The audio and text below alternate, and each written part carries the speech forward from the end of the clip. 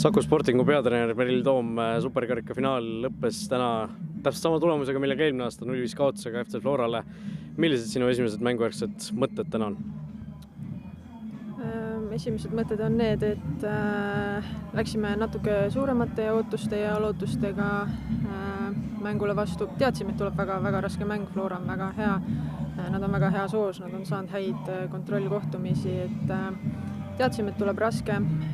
Proovisime keskenduda enda nii-öelda seatud eesmärkidele. Mingites hetkedes läksime natuke naiivselt alt osade asjadega, et need väiksed detailid maksid kätte. Aga Flora mängis tõesti väga hästi, et tuleb au anda.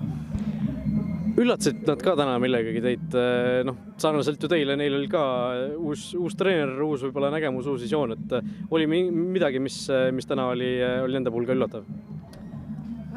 Ei, ma ei ütleks, nad mängivad sarnaselt, nagu nad eelmine aasta mängisid, et võib-olla lihtsalt osad mängijad on natuke teistsuguse profiiliga kui eelmine aasta, et ei osanud väga nagu ette aimata, mis Jotkina näiteks endast kujutab, et tekitas ka väga palju nagu peavalu meile, aga suures pildis me teadsime, kuidas nad enam-vähem mängivad. Lõpetuseks, mida sellest mängust nüüd hooajale kaasa võtta on? Kindlasti ka midagi positiivset ju leidus? Kindlasti, võtame kõik positiivsed asjad siit kaasa. Eks me nüüd istume treeneritega maha, vaatame selle mängu üle ja siis kindlasti leiame sealt detaile, mille kallal tööd teha.